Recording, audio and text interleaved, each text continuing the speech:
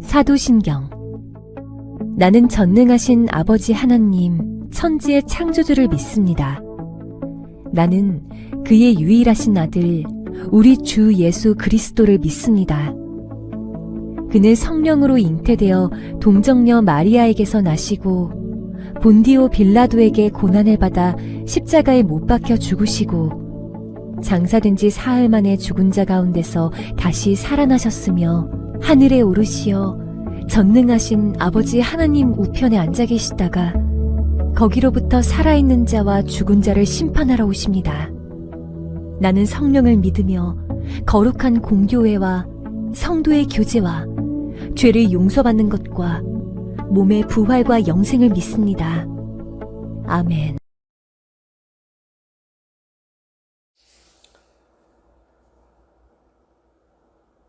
사랑하는 하나님, 오늘도 복된 주일을 우리에게 허락하여 주셔서 참으로 감사합니다.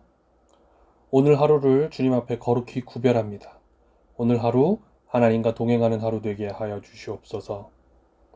하나님, 혼란하고 어지러운 세상 속에서도 우리를 지켜주시고 보호해 주셔서 이날까지 평안히 지내게 해주셔서 감사합니다. 이 시간 이렇게 예배드림이 모두 하나님의 은혜입니다. 하지만 하나님, 세상은 여전히 질병 가운데 있고 어지럽고 혼란스러우며 고통받고 있습니다. 생명의 하나님, 우리에게 긍휼을 베푸시어 속히 이 고난으로부터 우리를 해방시켜 주시옵소서. 하나님, 오늘은 청년부 임시총회가 있습니다. 하나님이 원하시는 귀한 임원단이 선출되어 청년부가 날로 부흥해 나가게 하옵소서. 주님의 귀한 일꾼을 세워 주시옵소서. 하나님, 이 시간 귀한 말씀을 듣습니다. 말씀으로 우리를 깨우치시고 우리의 삶을 변화시켜 주시옵소서. 사랑합니다, 하나님. 이 시간 우리의 예배를 기뻐 받아 주시옵소서. 예수님의 이름으로 기도합니다. 아멘.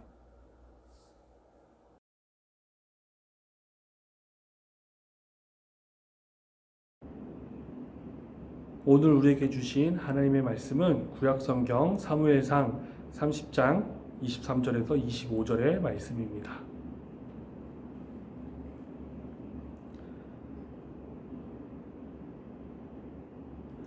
다윗이 이르되 나의 형제들아, 여호와께서 우리를 보호하시고 우리를 치러 온 그 군대를 우리 손에 넘기셨은즉 그가 우리에게 주신 것을 너희가 이같이 못하리라. 이 일에 누가 너희에게 듣겠느냐?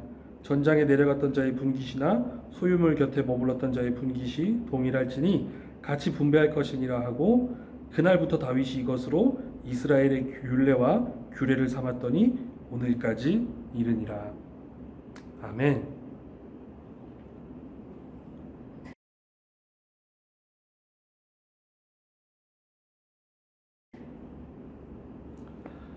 말씀을 위하여 함께 기도하겠습니다.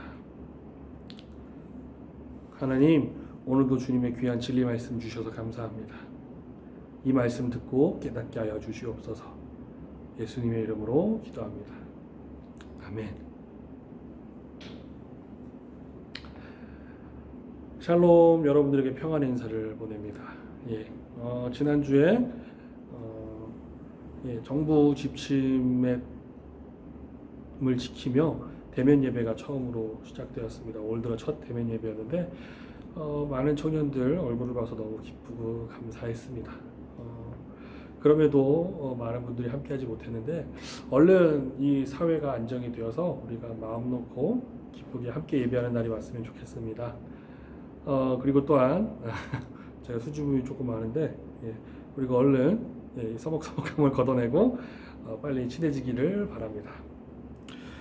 오늘도 계속해서 다윗을 통하여 하나님 나라에 대해서 함께 이야기해 보려고 합니다. 제가 왜 다윗 공동체를 하나님 나라라고 했을까요? 단순히 다윗이 하나님의 사람이어서? 다윗이 그냥 하나님이랑 친하니까? 다윗이 하나님 말씀 잘 들으니까? 다윗의 공동체를 하나님 나라에 비교했던 이유는 다윗의 공동체가 하나님 나라의 원리대로 움직였기 때문입니다. 그래서 그 대표적인 하나님 나라의 원리가 뭐냐? 하나님 나라 공동체 원리가 뭐냐? 오늘 말씀을 통해 한번 이야기해 볼까 해요. 지난주에 봤듯이 사무엘상 22장에 보면 드디어 다윗의 공동체가 시작이 됩니다. 21장에 보면 22장에 보면 아둘람 굴에 드디어 다윗의 공동체가 모이기 시작합니다. 400명의 어중이 떠중이들이 모여서 하나님 나라의 공동체가 시작이 됩니다. 지난주의 교훈, 하나님께서 찾으시는 사람은 완벽하게 준비된 사람이 아니라 오히려 아무것도 없기 때문에 하나님 말고 답이 없는 사람, 하나님께 온전히 의지할 수 있는 사람을 찾으신다 했습니다. 그게 하나님 나라의 공동체의 조건이에요. 자기 능력이나 자기 힘을 의지하는 게 아니라. 오늘 30장에 보면은 29장과 30장에 어떤 일이 벌어지느냐? 블레셋과 사울 왕이 큰 전쟁을 앞두고 있었습니다. 그래서 이스라엘 북부에 블레셋의 군대랑 사울 왕의 군대가 진을 치고 있었어요. 그리고 아둘람 굴은 저 이스라엘 남부입니다. 자, 여러분이 다윗이라고 생각해 봅시다.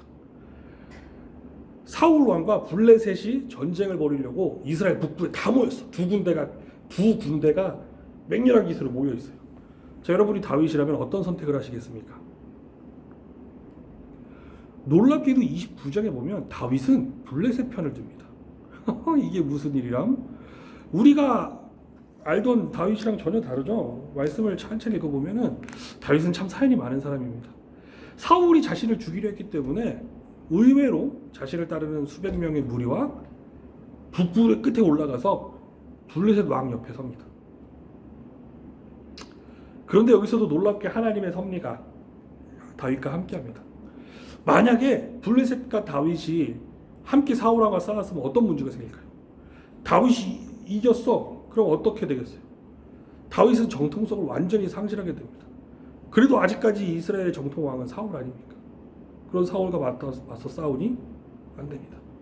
그렇다고 해서 블레셋이 진다? 그럼 또 어떻게 되겠어요?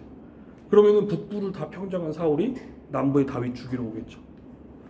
그러니까 사실 다윗은 뭐 누가 이기든 다 힘든 일이에요.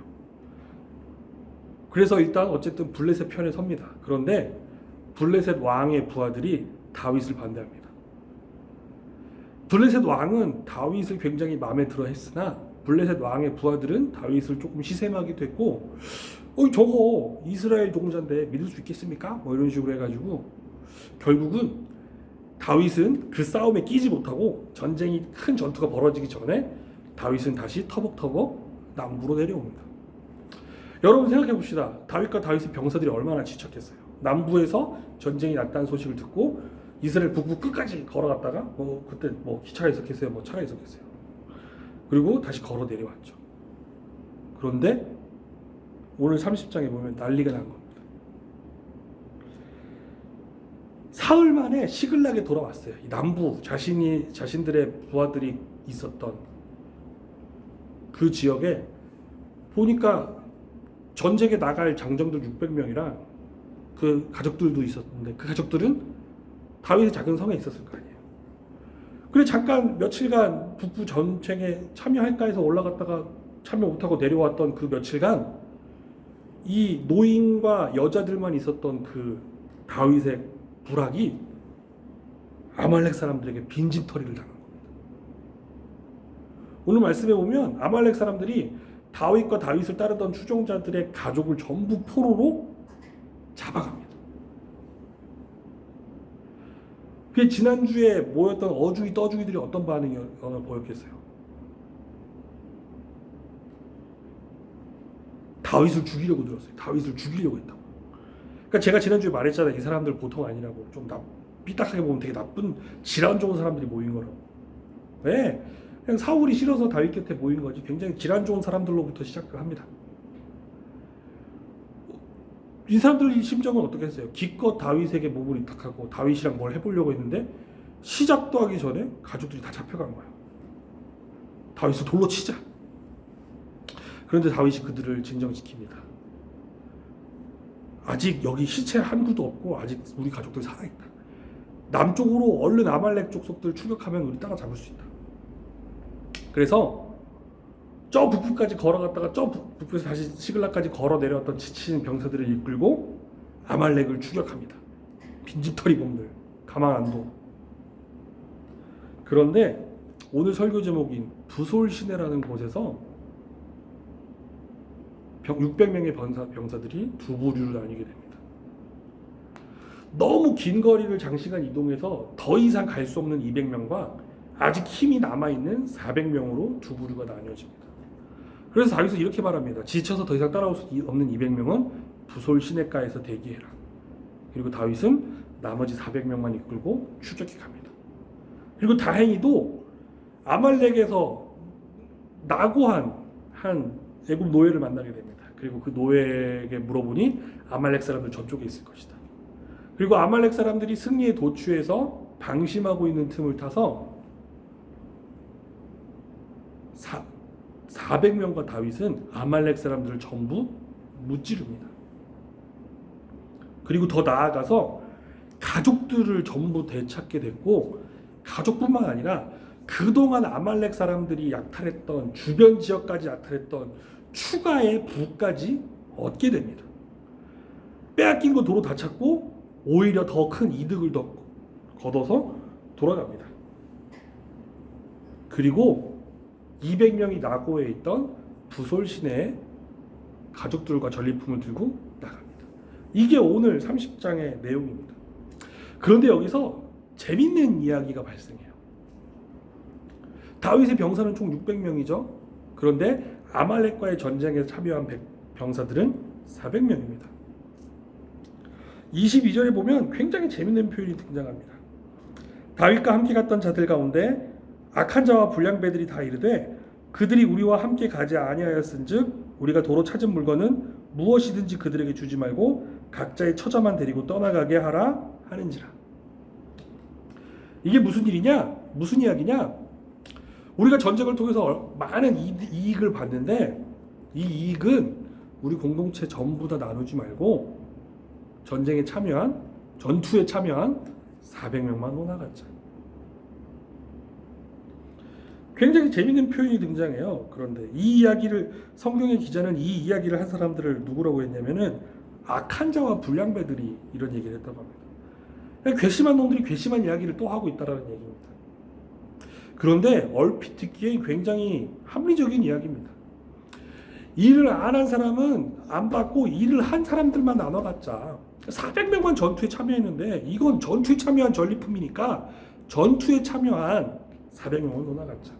우리가 저 사람들 가족까지 뭐 노예로 부릴 필요는 없으니까 뭐 가족들끼리는 돌려보내주되 전투로 발생한 전리품은 일한 사람들끼리만 나눠갔자. 어찌 보면 지극히 합리적이고 당연한 이야기를 합니다. 어쩌면 이게 세상 법칙일지 몰라요. 세상은 이렇게 돌아가요. 일한 만큼 가져가자. 이걸 효율성이라고 말합니다. 네, 어떤 단체든지 어떤 집단이든지 효율적으로 움직이는 게 지금 시대의 미덕이고 법칙이에요. 씁쓸한 이야기를 할까요?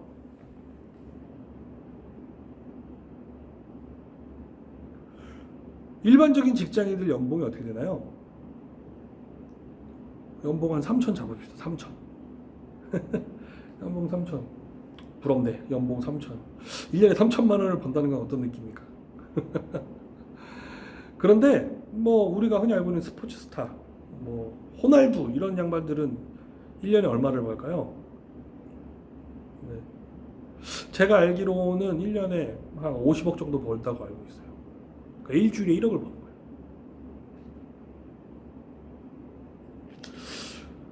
일주일에 1억, 한 달에 4억. 와우. 4억을 저는 평생 벌 수 있을까요? 의문인데. 세상 사람들은 그렇게 효율적이라고 생각해요. 왜냐? 호날두에게 일주일에 1억을 줘도 호날두는 그 이상을 벌어낼 수 있는, 가치를 창출할 수 있는 사람이니까. 근데 저한테 1억을 일주일에 1억을 안 주는 이유가 뭐예요?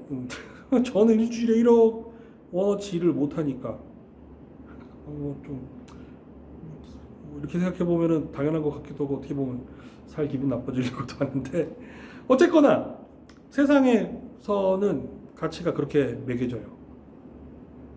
효율성과 어떤 투자에 관한 개념으로 돈값을 하는가. 그런데 다윗은 자신과 자신이 속한 공동체는 그런 세상 법칙과는 다른 하나님 나라 공동체다운 규칙이 통용되어야 한다고 선언하고 있습니다. 그래서 23절에 다윗은 이렇게 이야기합니다. 다윗이 이르되 나의 형제들아 여호와께서 우리를 보호하셨고 우리를 치러 온 그 군대를 우리 손에 넘기셨은즉 그가 우리에게 주신 것을 너희가 이같이 못하리라. 세상 사람들은 어떤 업적을 보고 내가 했다라고 합니다. 그런데 다윗은 하나님이 하셨다고 선언합니다. 이게 하나님 나라 공동체 첫 번째 법칙입니다. 개인을 내세우지 않습니다. 자신의 업적을 내세우지 않습니다. 하나님의 도구로서 겸손히 하나님의 명을 따라 움직였을 뿐 하나님이 하셨습니다라고 고백합니다.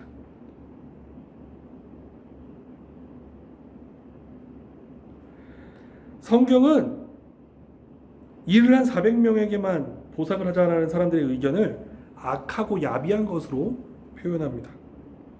효율성은 하나님 나라의 법칙과는 전혀 맞지 않습니다. 하나님 나라의 규칙은 효율성과는 전혀 다른 이야기입니다. 오히려 거룩한 낭비에 가깝습니다. 전투에 전혀 참여하지 못하고 오히려 짐이 된 사람들에게도 공동체의 이런 이유만으로 하나님이 하셨으니 내 것이 아니다라는 겸손한 마음으로 함께 나누는 것이 하나님 나라 공동체의 규칙입니다. 하나님 나라는 결코 힘이 세냐 적냐로 정해지지 않습니다. 그 사람이 어떤 효율적인 일을 할 수 있느냐로 그 사람의 가치가 판단되지 않습니다. 세상은 그렇다 하더라도 하나님 나라의 공동체는 그럴 순 없습니다. 오히려 그렇지 못한 연약한 사람들을 더욱 챙기는 것이 하나님 나라 공동체의 법칙입니다. 왜냐하면 하나님이 하신 일이기 때문입니다. 누군가에게 뜻밖의 이익이 생겼습니까? 하나님이 하신 일이기 때문입니다. 그래서 오늘 다윗은 이 말씀은 이렇게 정리가 됩니다.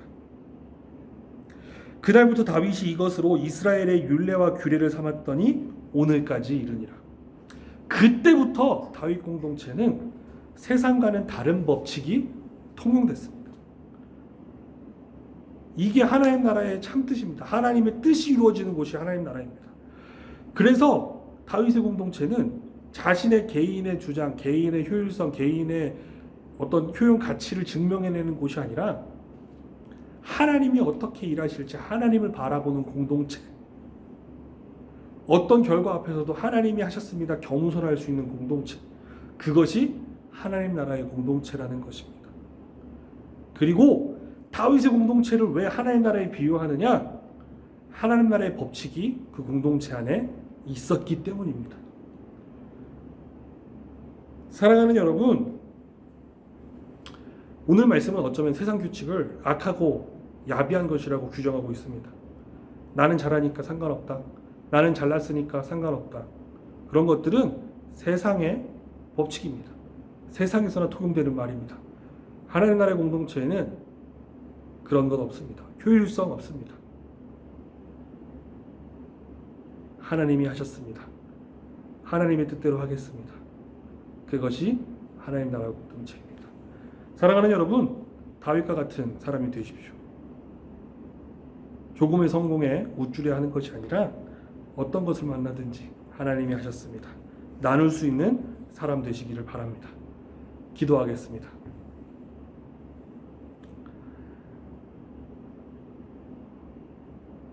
하나님 아버지, 저희들 오늘도 다시 한번 말씀을 통하여 고백합니다. 모든 것이 다 하나님이 하셨습니다. 나 스스로를 내세우는 교만한 사람 되지 않게 하시고 하나님을 겸손히 바라보며 하나님의 뜻을 기다리는 저희들 되게 하여 주시옵소서. 예수님의 이름으로 기도합니다. 아멘.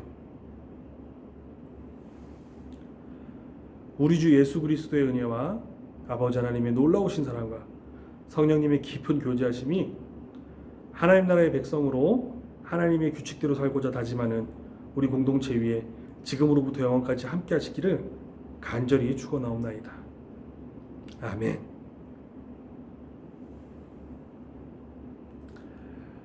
한 주간도 하나님 나라의 백성으로 복된 삶 사시기를 바랍니다. 감사합니다.